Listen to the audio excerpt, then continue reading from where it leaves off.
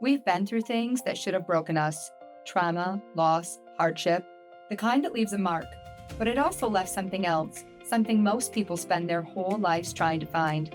I'm Misty Carson, and it's time we stop surviving and start building with it. This is the Unbreakable Advantage. Taylor, Yes. welcome to the Unbreakable Advantage. Glad to be here. Thank you so much for bringing champs.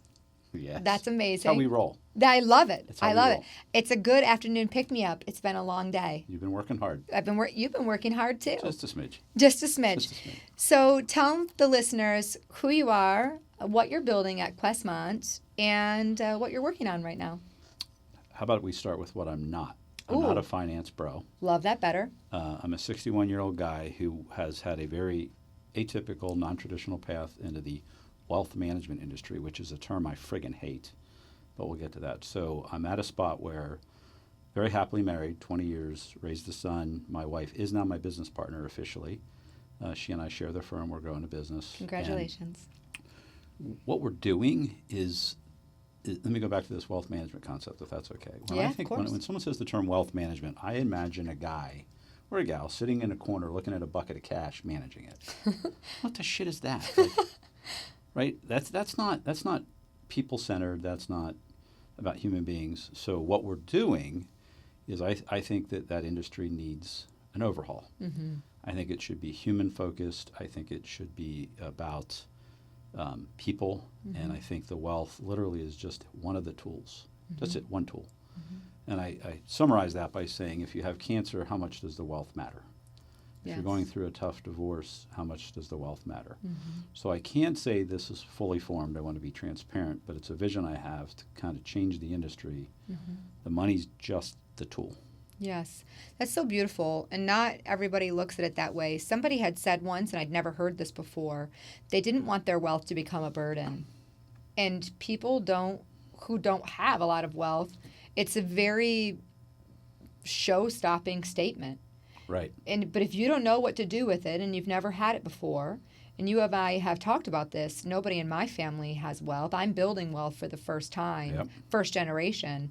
I have no idea what I'm supposed to do with what I've worked hard for, but I know I want to leave it to my children. I know no matter what, I have to leave it to my kids, which is part of your book. That makes you a family steward. I was going to say, I read your book and I love it. Yep. And I am absolutely, that is 100% who I am.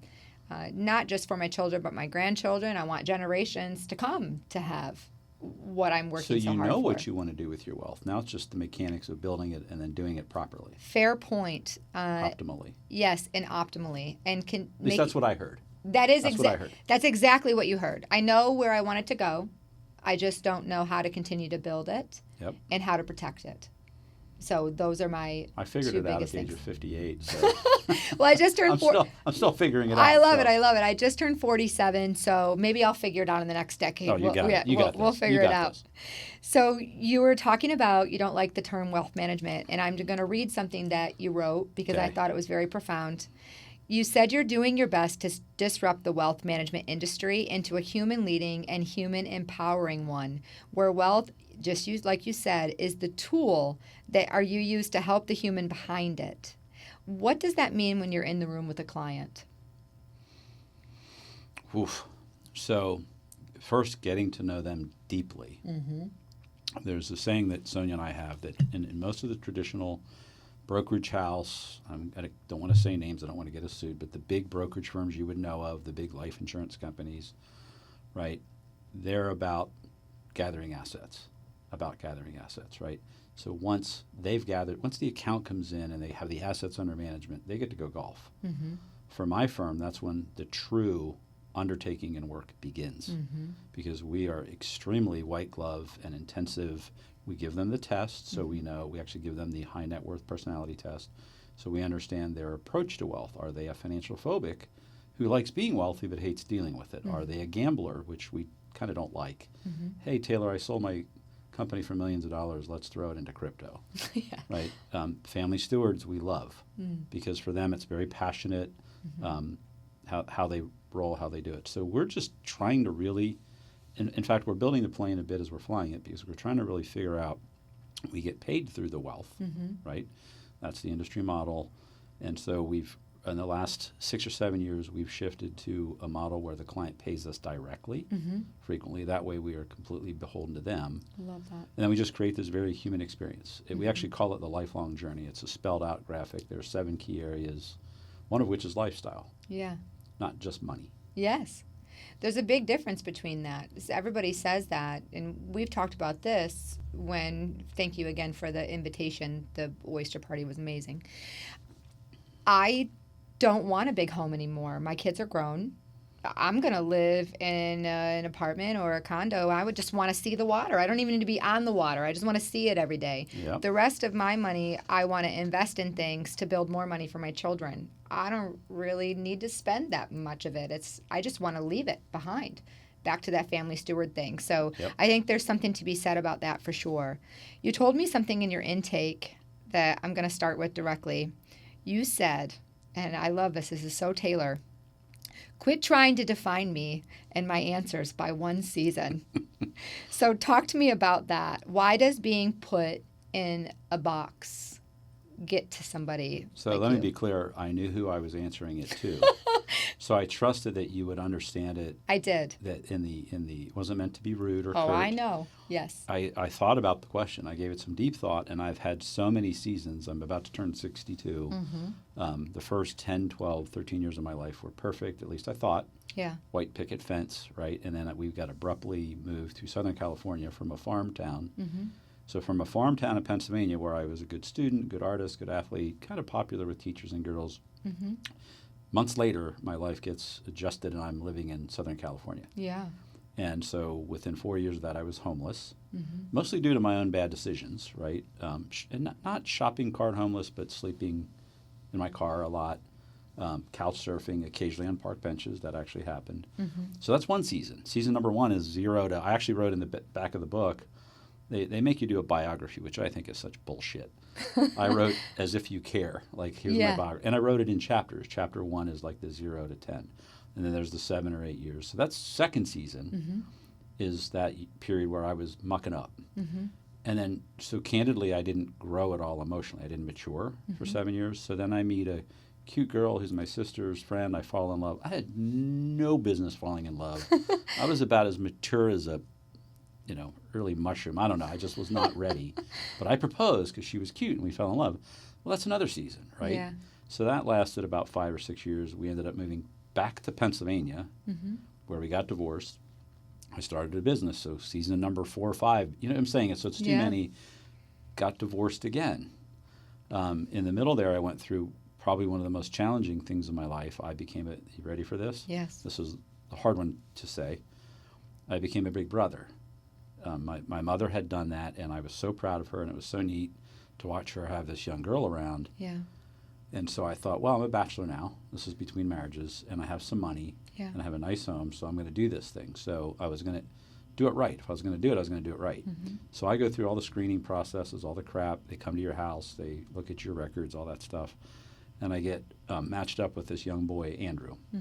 Sweet, pudgy, little awkward. All he wanted to do was sit in his room and play video games. But inner city kid. Yeah.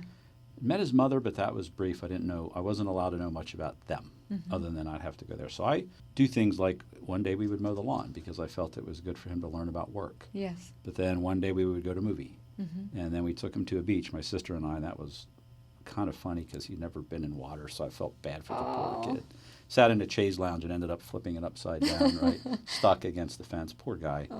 So here's this sweet young boy, wouldn't look at a waitress at a restaurant. However, flash forward a few months, it's a Tuesday, I'm at the office and I get a phone call and it's him. Hey, I think I left my Tupac Shakur tape at your house. Odd request, Tuesday at 2, and I'm like, anyone who knows me knows I'm extremely organized and clean. Yeah. If there were a random Tupac Shakur tape at my house after he left, I would have known it. So I'm like, okay, I'll look. So I went home and scoured every area we'd been, no tape. A call comes in again 2 days later. Hey, where's my Tupac Shakur tape? And I can hear her. This is a 12-year-old. Yeah. And I got pissed. I think it was the third time I got pissed. I'm like, Andrew, some of us have to work. Well, what I didn't realize is his mother was on the line listening. A week later, I got a phone call from a detective, a local detective, and I'm thinking it's about a stolen Tupac Shakur tape. Yeah. And he says, "No, Taylor, it's about the charges that have been filed against you." They had filed child molestation charges. So I went through a police investigation, had to hire an attorney, and thought my effing life was over because of this wonderful thing that I had done. Wow. So somewhere in between seasons 5, 6, and 7, I dealt with that. Wow. And not in a big city. So it turns out I hired an attorney. Yeah. I offered to be polygraphed, all that stuff. It turns out the woman had a record of this, right? She had even done it to the Big Brothers Big Sisters staff. And so Did she do it for insurance money? I don't know. I think she's genuinely insane. Oh. Turns out she had 3 or 4 children. I don't even know how many, each one with a different father, and she'd put each of them through. She was effectively using Big Brothers Big Sisters as a babysitting program. Oh. I stepped on her toes by saying what is true. I had to work. Yeah. So finally they got the boy in a room without mom, and he's like, "Mr. Ranker's great. He never laid a hand on me." Oh my God. Yeah, shoo. I mean, that could have went. There's a about whole maybe bunch of 10 ways. people on planet Earth that know that. Now everyone knows that. I thought my career was over. If that made the news, wouldn't matter if I was innocent or not. Yes, you're not wrong, but it didn't.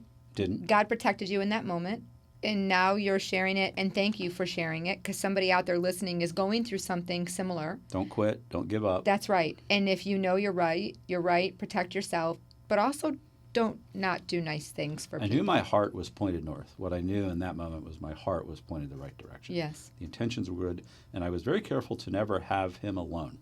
My little sister, who's a school teacher, was always with me, or someone. So it was kind of an insane proposition on their end, but that's what insane is insane does, right? Yes.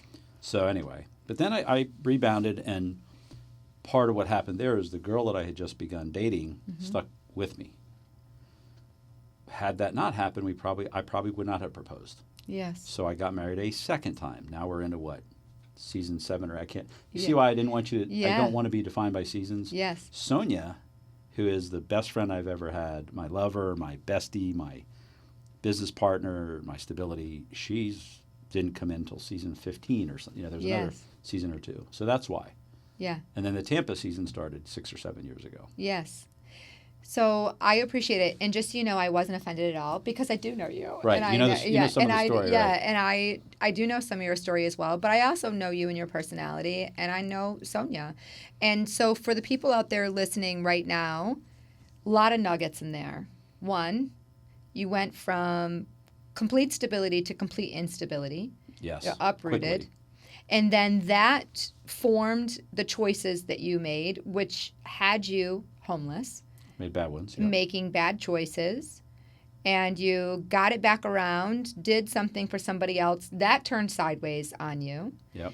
And now here we are, fast forward 2 marriages later, all of that stuff later, best season of your life, best place in your life. Amen. And best woman you could have ever found. Yep. Especially partnered for you. She's incredible. Yep. So for everybody out there listening, you can still keep pushing forward. Take what can be learned from those situations and use them to empower you to move forward. Super important. You've been in the industry. Can I just Go ahead. say that thought? Because one of my coaches who runs a company called Possibility, shout out to Possibility, challenged me about 2 years ago. He was pushing me, and he says, "Taylor, what do you think you're the best in the world at?" I'm the best in the world at nothing. Yeah. And he pushed me, and I still am not 100% sure of his purpose, but he pushed me. He wanted to know. He was trying to get at something. And he pushed me, and here's what blurted out. I think this is relevant to what you just said. Yeah. I blurted out, well, I think I'm the best in the world at taking my F-ups, my screw-ups, my insecurities, my fears, and my mistakes, and turning them into powerful tools for others. Oh, I love that. Mainly business owners, powerful tools. So what I didn't realize, though, is I was doing it, but I didn't realize I was doing it.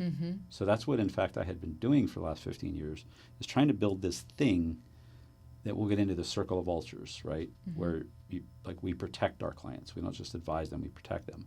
So I didn't realize that I was becoming that protector, but that's what he got at. So I have, in effect, taken all my messes and begun to use those to gird and give tools to others. Yeah, your mess became your message. You. I love That's it. true. Yes. My messes. Your My messes became your a message. messages. Right, yes, I like it. Yeah, that's so beautiful. I think there's something profound. And I remember one of the first times I'd ever met you, I knew about your story from somebody else. And I remember thinking to myself, this man was forged in fire the same way I was. And I believe I told you that. Yep. I said, I just want you to know I see you. So if I were to answer You that, were so authentic, I was taken aback, but I knew you were true.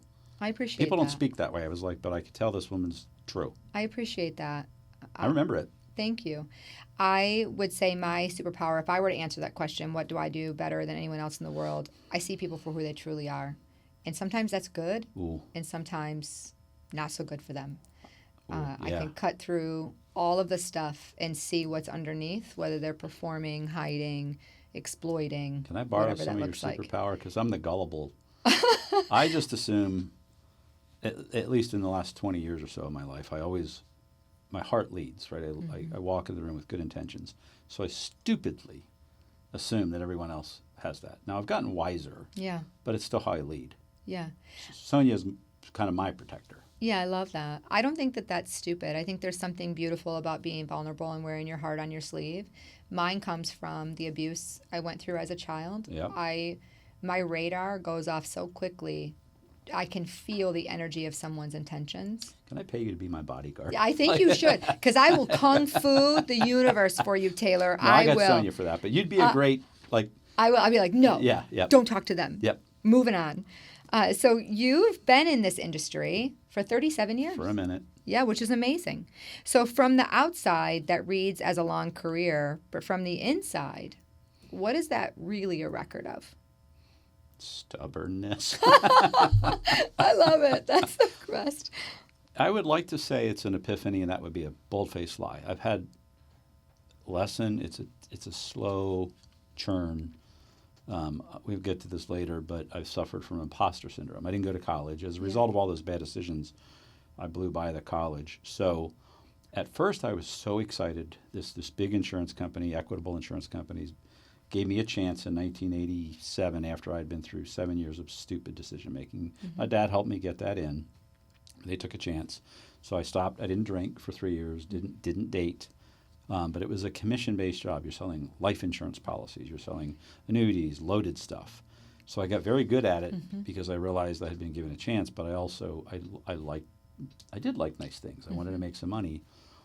But after 5 or 6 or 7 years of that, I didn't like the transactional nature. Yes. Everyone I met, I was really hungry, and everybody I met was a cheeseburger, right? And Yes. so even if I liked them, you're using them. Yeah. So I sold some stuff that was helpful and some stuff that wasn't. And slowly but surely just saw, wow.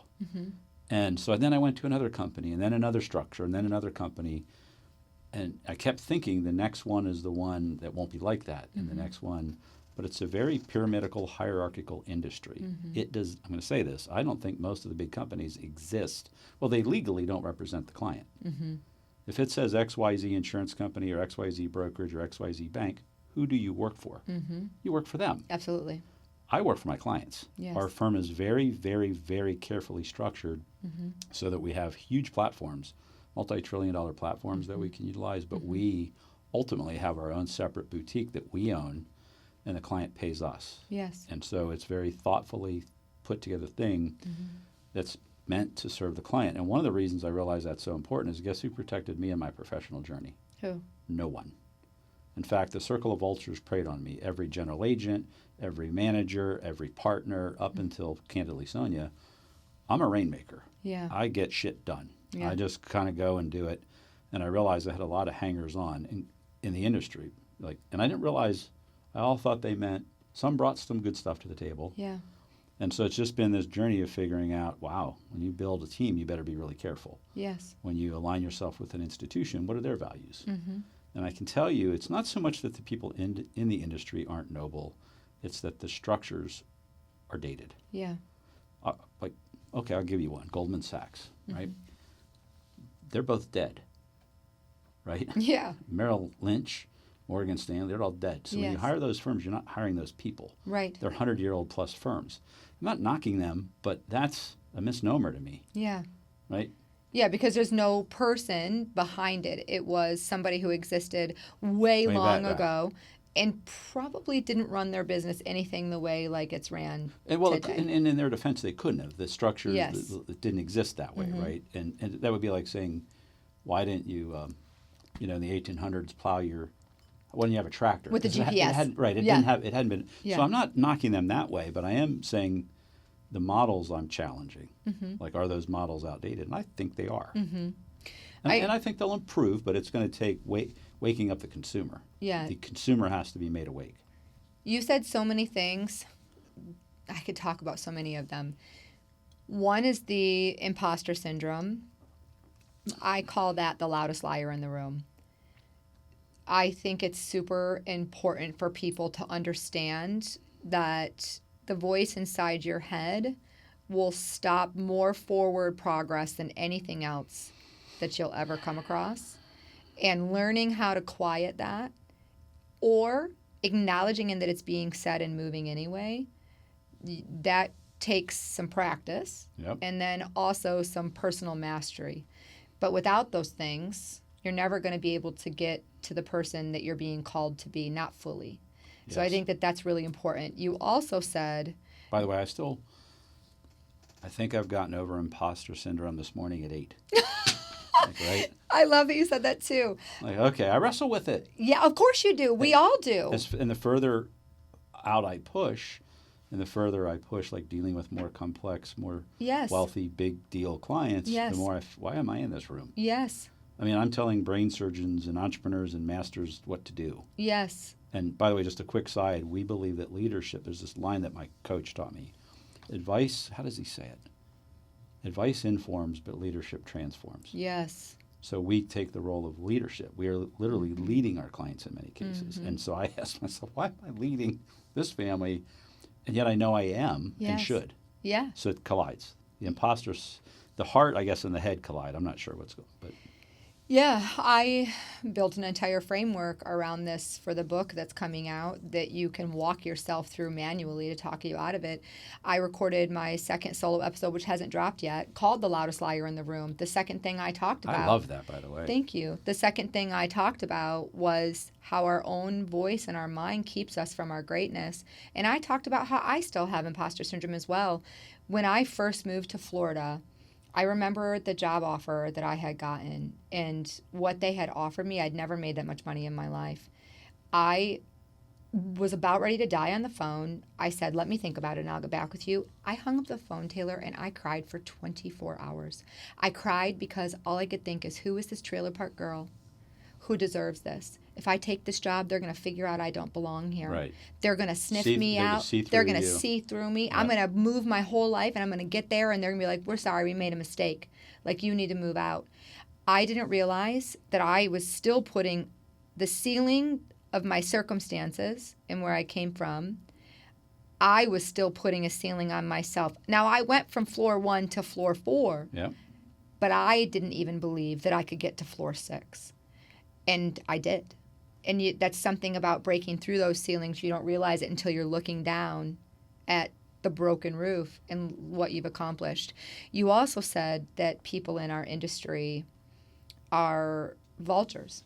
And Can be. Yes. Can be. I agree. And this is what my first podcast was about, is about the games people in our industry play to keep clients, to gain clients. And that's why some people in this industry, or the industry as a whole, can get a bad reputation.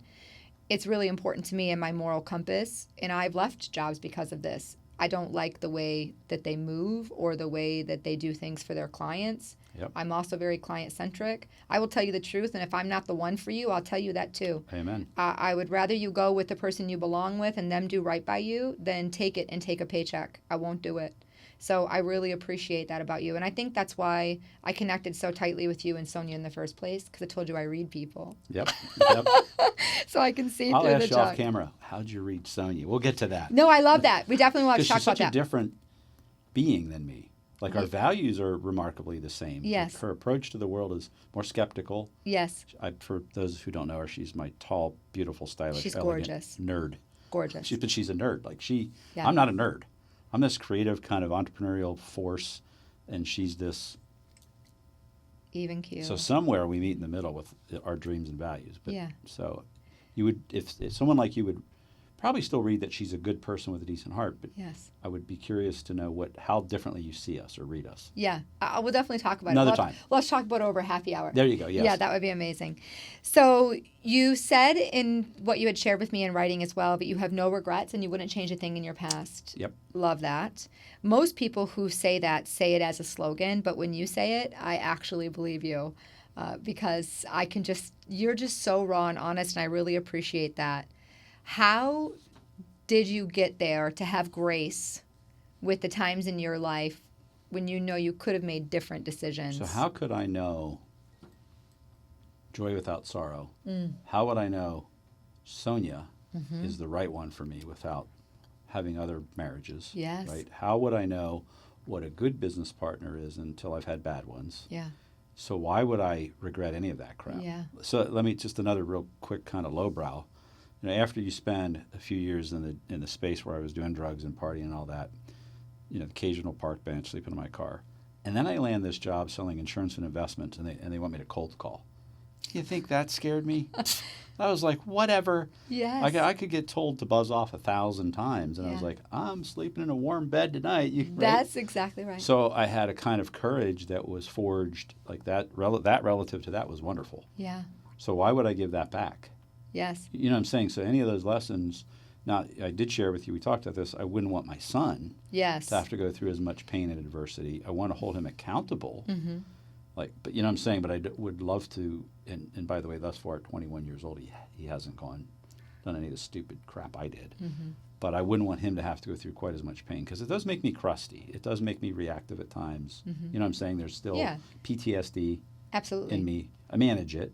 Mm-hmm. I'm aware of it. It's not going to stop me. It doesn't stop my love but it pops up. Yes.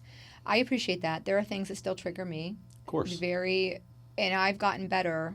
I'll even say out loud, I'm not exactly sure how I'm feeling about this in the moment. I only know I'm feeling something. Yep. I don't know where it's coming from. So you need to give me a few minutes to sit with this. Ooh, amen. Yeah, and then I will come back to you and we will have a conversation. That's an EI. Yeah. Emotional intelligence. Like knowing, otherwise you'll hurt someone. Or you're doing it off the cuff and your initial reaction is never really why it's actually bothering you. There's something deeper. Yes. So you need to sit with it and dig in the dirt until you figure out what that thing is. Yes. So I believe that's super important as well. Your book is called Dead Cats and Wealth Advisors. It's a great book. Well, the rest of it, Dead Cats and Wealth Advisors, exposing the myths and lies of the wealth management industry. Yes. And the dead cats comes from, it's an old Pennsylvania Dutch saying, so it's something my grandmother would have said, you can't swing a dead cat without hitting a lawyer. I've never heard that. Oh, yeah. It's a thing. Look it up. Or you can't swing a dead cat without hitting an insurance agent. So I use it. I extend it to my industry. You can't swing it. What do you think the general perception, if someone says, hey, Misty, I'm a wealth advisor. Yeah. Are you just dying to talk to them more? No. No, why? There's something, you don't need to answer it now, but there's Yeah. something about my industry Yeah. they deserve that. Yes. Right? So the industry deserves this bit of a black cloud. Right? So that's where that comes from. Mm-hmm. It's not there. No cats were harmed in the writing of the book. Just so everybody knows. The last pet that I had was before I got married to Sonya. I had a little kitty named Jupiter. Aw. So that's not about hurting cats. Yes. It's just an old wives' saying. Yeah, that's so great. I'm going to have to look that up. I lived in Pennsylvania for a couple of years in between Michigan and here, and I know a lot of Pennsylvania Dutch. I mean, I had pork and sauerkraut every year for yes. New Year's. Yep. And potatoes. That was like a big That's a thing. thing. That's Yep. a thing. The pickles and the like breaded pretzel, like the pretzels with the meat inside, all the stuff. So Sonya and I call it butts and guts. It'll grow your butts and guts. Oh, that is hilarious. I love that. So you came up in a commission-driven world that you have said failed the very people it was supposed to serve. And what did you see early on that other people in the room could not see or chose not to see? Well, here's the thing. I don't think I saw it early on. I was making money. I got to have fancy suspenders for the first time. I got to have nice neckties. So for a while I could gloss over it, but ultimately I knew that it was a transaction. Mm-hmm. You know, unless you had more money to invest or to put into insurance or something, I had to move on. Mm-hmm. So my card would say financial advisor, but what a ruse that was, right? Mm-hmm. I was a broker. Yeah. So it was very slow. Like this is a very slow burn. I'd love to say I'm Elon Musk smart and I just figured it out. I did not, right? what does he say? You shouldn't optimize a thing. Engineers get in trouble because they try to optimize a thing that shouldn't exist at all. Right? So this wealth management industry or life insurance industry, which are separate but kind of overlap, I don't think they should exist at all in their current form. So that doesn't mean you don't need insurance. It doesn't mean you don't need money management, but the way the incentives are structured. But it took me 20 years.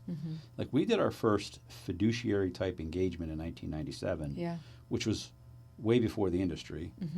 And that was kind of an accident. That just seemed like a good idea. It wasn't like we were taking down an industry. Oh, well, that makes sense. But we still sold a lot of stuff on commissions for the next 10 years, right? Yeah. So it was just a slow burn. I didn't see anything immediately. I'm still learning things in the last year or 2 or 3 that I'm like, oh, wow, that's how the industry's structured. Oh, so I wish I could give you a better answer. No, that's a great answer. You've built Questmont into a virtual family office for ultra successful families. Yep. And you've called what you do being a personal CFO, which is a great title, by the way.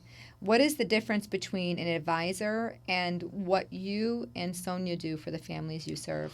So keep in mind, it's Sonya and I lead it, but there's an entire team. This is the virtual part was named long before Zoom. So what virtual means is in-source or outsource. So we actually have a huge national and now starting to be international network, right? So what it means is when we take on a family, for example, if you're our client, in the early stages you're meeting with just me and maybe our tax attorney and maybe Joe or MBA and Sonya. But the 3rd or 4th or 5th meeting, you might be meeting with someone from Seattle or someone from Philadelphia or an attorney from Philadelphia. And the reason is we source the best experts. So what a virtual family office is, let me touch this. It's a unique structure where we literally bring the best experts in the world in finance and lifestyle to our clients. Okay. So that's what the personal CFO really just means. We're protecting them. We're kind of like a corporate CFO. It's just kind of a moniker. Yeah. But that's where the circle of vultures comes in. We're protecting them sometimes from themselves. Yes. Sometimes, Fair. often. And so does that answer your question? Like it's not. It's a concept that was born. I didn't actually invent it. I just sort of decided 15 years ago that's the direction we're going to go. We're going to work with other business owners because we are them. Yeah. We don't work for a big insurance company. We don't work for a big money manager. We work for the client. So we've developed this process, this virtual family office, where we literally act on behalf of the client. Beautiful. You told me something that got me all fired up. And imagine that. I know, me being fiery. Who would have ever thought? Who would have thought, right? Yeah.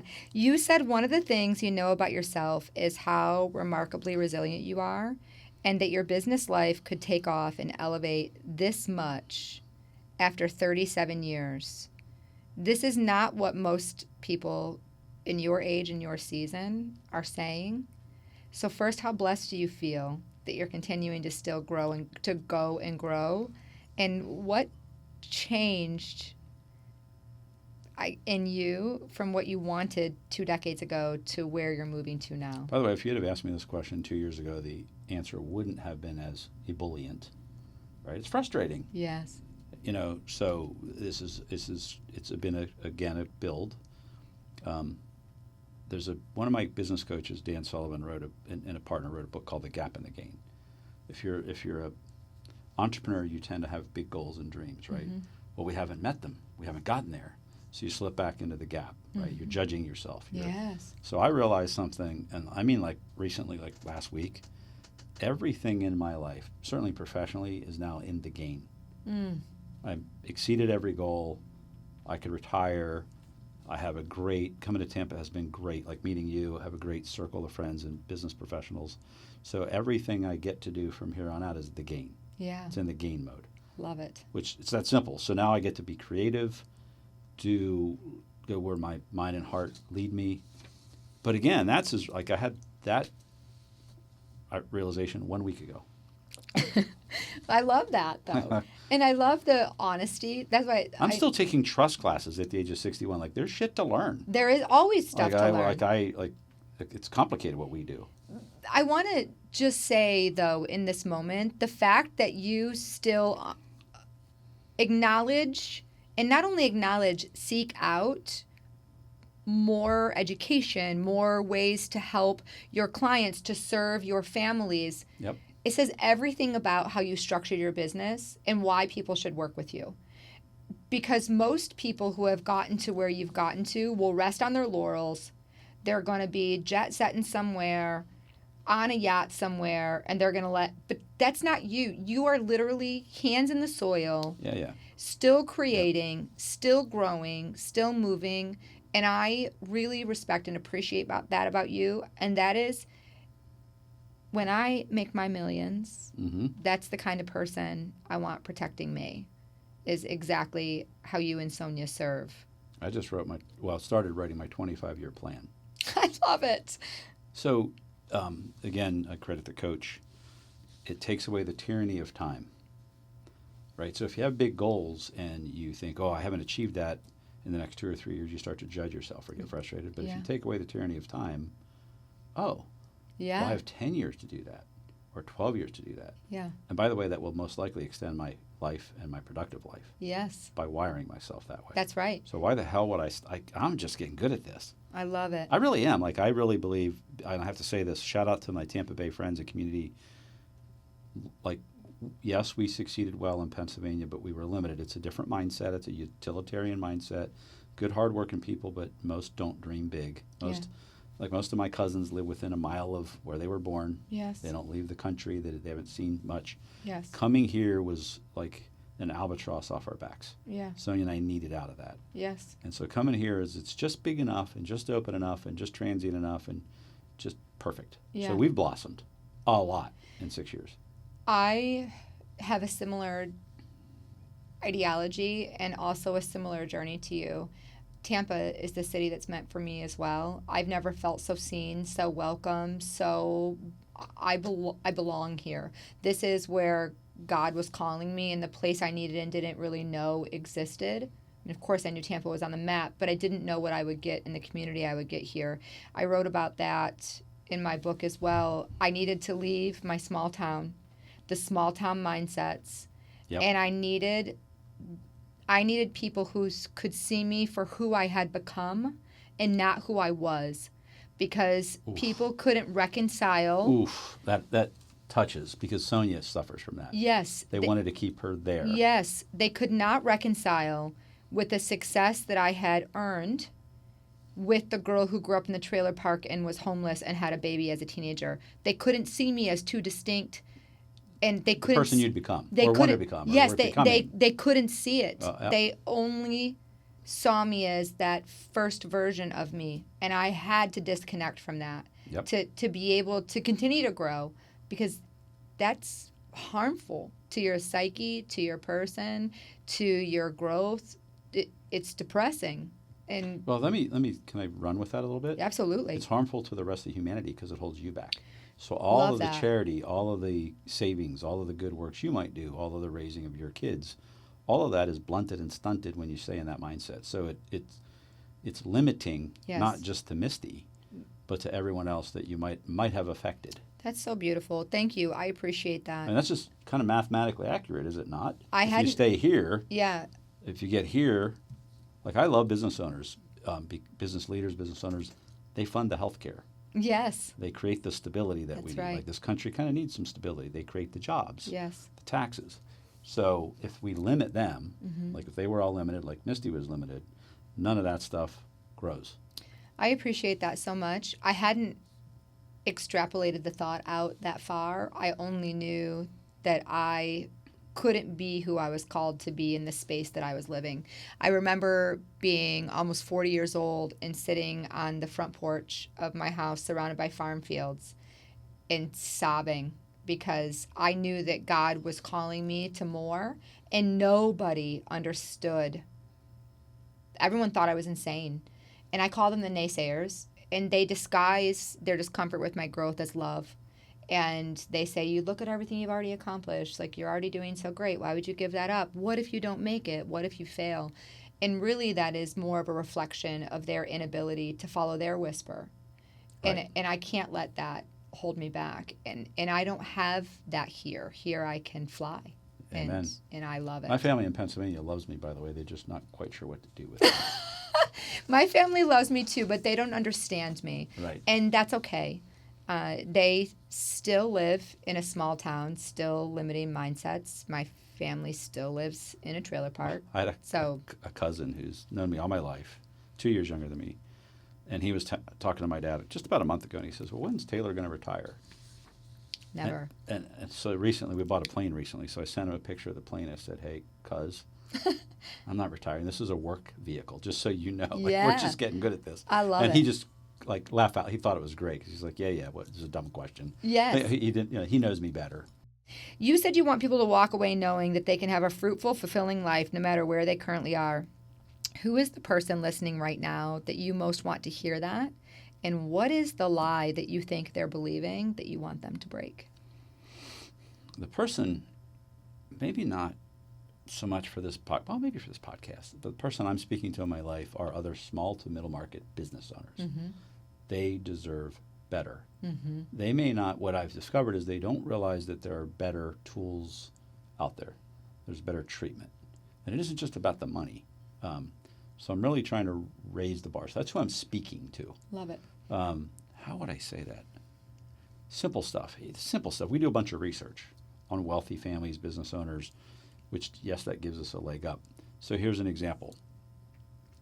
About when we interview wealthy business owners, wealthy families, about a third of them, 30% of them, want their pets to be included in their death plan. It could be actual money provided, like Karl Lagerfeld left $500 million, or it could be as simple as a local shelter that's a charity will take my pets, or it could be as simple as I want my friend Misty to get my puppy. Yeah. Right? Guess what percentage of financial advisors ask about that in their intake? I'm going to go with 1%. 0. 0%? 0. Well, this is a year ago research. Yeah. Okay, is that a people-centric business? No, because pets are people's family. Yes. My cat is my best friend. Amen. So if you were working with some sort of advisor, I hate that term, some sort of, I don't know, life consultant, coach, and yes, they might do wealth advising, they would know that. Yeah. They would know about your kids, your grandkids. They would know your proclivities, right? They would know if you have cancer or not. Yes. They have to know. Yeah. They would know if you have a child who has a spouse who's greedy or has a problem. They need to know that. It's another simple one. 89% of wealthy investors want tax planning. Duh. Right? Yeah. Duh. They don't want to overpay. Right. They've already paid a lot. And only, when you do the research, only 24% of them are actually receiving it.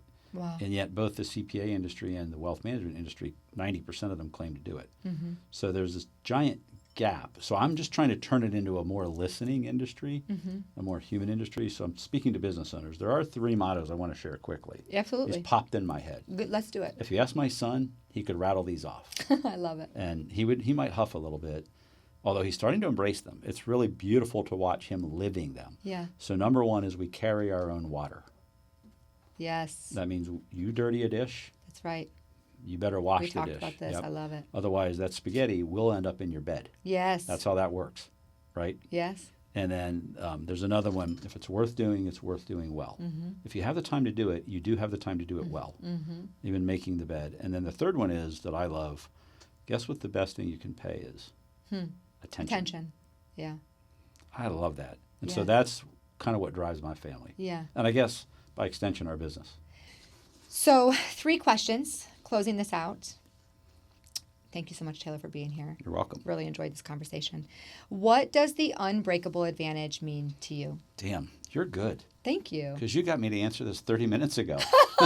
I just pull it out of you. No, what it means to me is I would go back to the question of what am I the best in the world at, and it's the ability to take my fears, which they're still there, they don't go away, Yeah. my insecurities, and even more so my mistakes and screw ups, but then turn them into powerful tools for others. Yes. That's what it means to me. So beautiful.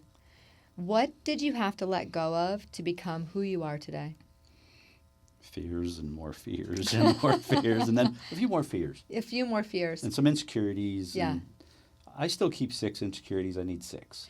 I mean, But I left the other 106. 6 is a good number, I feel. 6 is a good amount. It still gives you things to work towards. Sonya might tell you different, but Yeah. it's 6, right? Everyone's got to have goals. Right. Yeah, you got to have things to work towards. I'm really insecure about my hair, by the way. I No, I'm love kidding. Your hair. I'm joking. I think your hair is great. No, but I have insecurities and fears, definitely. Yeah, I really I want to commend you and just express my respect and gratitude to you that you're sharing that's truly how you feel inside, because so many people won't do that. And then the rest of us who walk around feeling that way feel like there's something wrong or that we're broken or damaged in some way, when in reality, we all have insecurities. Just say, doesn't that make us normal? It makes us human. Human. 100%. But not many people are willing to say it out loud. So I just wanted to take a moment just to express my gratitude for that. So thank you. I appreciate that. People need to hear that. So are you ready for this? Last question.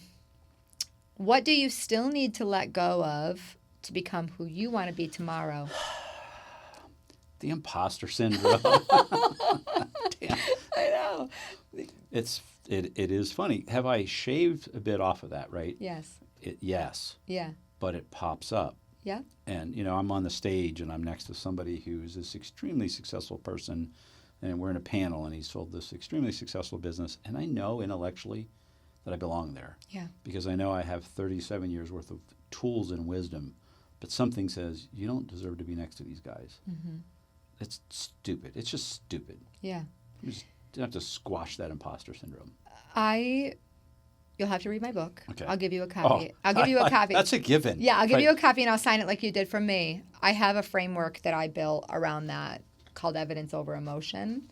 And I have to talk myself through that as well. And I'll tell you, I also feel like I conquered it pretty well for the most part. Moving to Tampa helped me a lot. Getting away from the small town, those minds. Can I harness that? Absolutely. So I've been having this idea that I want to form a board. Not so much for the business, but a board of advisors to help me deliver this vision. Because I like I said it early on, the wealth management industry, in my view, as it currently sits, should not exist. Mm-hmm. This human-centric thing that happens to have wealth management as just a piece needs to evolve more. And I admit I don't know fully how to do that myself. I need some dissenting voices. I need some human voices. I need some tough voices. So I'd like to talk to you more later about how to take your journey, and probably a lot of this is in the book, but build out the human piece. Yeah, I would love to talk to you about that. I'm not even sure. For example, we have life transition counselors on our team, so when someone's going to exit their business or retire, about a year out, we start having them go through counseling. Yes. So that they don't end up lost or depressed. That's just one tiny piece. Yeah. I don't even really know what the rest of the toolbox needs to look like. Yeah, we'll definitely have some conversations around that. Good, thank you. Yeah, I'd appreciate that very much. Yeah, the imposter syndrome for me, and I still feel it sometimes. I'm growing my own business. I got a cease and desist on my last company name, which was a blessing. I prayed for this. I prayed to God. I said, and I asked the universe, how can I align what I named and what I'm letting go of with the Unbreakable Advantage book, podcast, speaking, the curriculum that I'm creating? And I got a cease and desist. So now I can't have Playbook Consulting anymore, which is great because I didn't want it. But I didn't want to do the work of changing. So now we created the Unbreakable Advantage Institute, and I'm trademarking it because I'm not going to. You're creative. Thank you. You are remarkably creative. Thank you. I didn't really see you that way till recently. Aw. Well, I appreciate that. No, I say it as a compliment. Yes. That's a shortness in me. I saw lots of good qualities, but not this creativity. Yeah, I've had to be because, like you, when I'm 16 and I have nowhere to live and I'm pregnant and I've got to figure out how I'm going to eat and where I'm going to sleep. And then when I have the babies, how am I going to feed them? How am I going to keep a roof over your head? I've had to be ultra creative in my life. You actually literally have to create meals. Correct. Like literally out create of out nothing. of nothing. Yes. Been there. Oops, yes. Sorry, been there. Yes. And I have learned how to change my own plumbing. I've changed my own ceiling fans. I've hung drywall. I've changed my own floors because I could only afford a certain kind of house in the beginning, but I wanted it to be nice for my family, but I couldn't afford for it to get fixed. Right. I've changed my own LED tail lights. Watch it. I figure it out, and that's just who I am. I'm just smiling for multiple reasons, but I figured out how to hire a guy. Well, to be fair, I would hire somebody now. Not always. Right, yeah. Actually, the house I just bought, I've lived there 2 years. I did all my ceiling fans with my sister. I changed all my bathroom fixtures with my sister. I changed all the hinges, all the door. I did that all. I painted my whole house, minus the ceilings that are 20 foot tall. I didn't want to kill myself because I would have, because I'm also clumsy. But I do a lot of those things on my own. But I do appreciate you seeing that side of me. I escaped a lot through creativity when I was going through the abuse, and I used that as an outlet to live in another place and space, and that carried into my life, and it's done well for me. I'm a little disappointed I didn't see that, because I'm actually mostly a creative person. Like my biggest passion was painting. I was an avid artist, so I actually designed the book cover. It's amazing. So mine was poetry. Well, that's creative. It is very creative. So, okay. Yeah. Well, don't be disappointed. That's why friendships. Just that I didn't see it. That's right? why Takes friendships. time, right? Yes, that's why friends grow and evolve. Yep. So, Taylor, where can the listeners find you, follow you, get involved with you in Questmont? So, hell, I don't even know our website. www.questmont.something. Hell, Google it. Don't care, right? QuestmontVFO.com. Give me a call. Call my cell. Yeah. If you got meaningful questions. Yes. 717-571-1324. 717. Just please promise me call if they're meaningful questions. I appreciate that. And I will give thoughtful responses. I love it. Thank you so much for being here. Thanks for having me. Holding space. Thanks for the bubbles. Yeah. No, thank you for the bubbles. You brought them. So I'm not a bad influence. No, not at all. Not at all. So thank you so much for listening today. You can find me on LinkedIn at Misty Carson, MSHRM, on Instagram at unbreakableadvantage.com. Also, brand new website just launched, www.unbreakableadvantage.com as well. Do leadership workshops. Love to help you. Have a book coming. Want to help everybody who has been through the mess make their mess their message. Thank you so much for tuning in today. Love the conversation. Thank you. And see I'm you. honored to be here. Yeah, thank you. Until then, keep becoming. You showed up today, and that already says something about who you are. If this episode moved you, share it with someone who needs to hear it. Subscribe wherever you listen and connect with me on LinkedIn and Instagram. We were not broken. We were being built. Until next week, keep becoming.